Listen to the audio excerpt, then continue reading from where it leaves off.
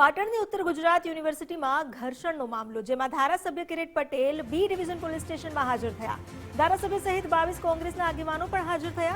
સિદ્ધપુર પૂર્વ ધારાસભ્ય ચંદનજી ઠાકોર પણ ઉપસ્થિત રહ્યા. પાટણ જિલ્લા કોંગ્રેસ પ્રમુખ ગેમરભાઈ દેસાઈ પણ પોલીસ સમક્ષ હાજર થયા.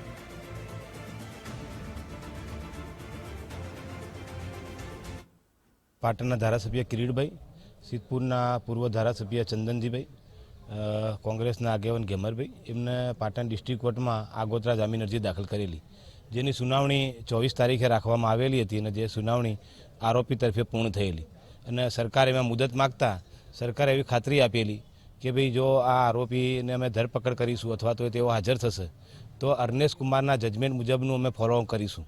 હવે અર્નેશ કુમારનું જજમેન્ટ એવું છે કે જો આરોપી આ રીતે હાજર થાય તો એમને BNS એક્ટની કલમ 35 મુજબ નોટિસ આપી અને જવા દેવા જોઈએ.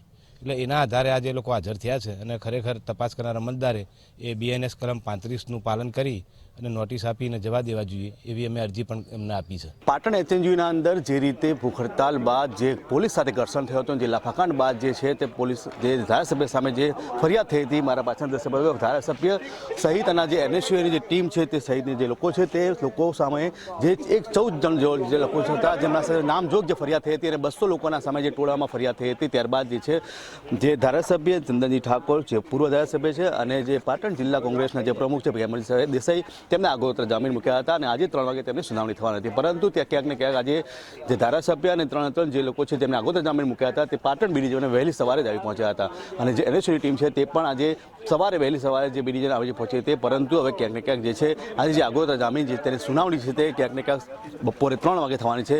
હવે જે સુનાવણીના અંદર શું નિર્ણય આવ્યા છે તો હવે જોવું રહ્યું.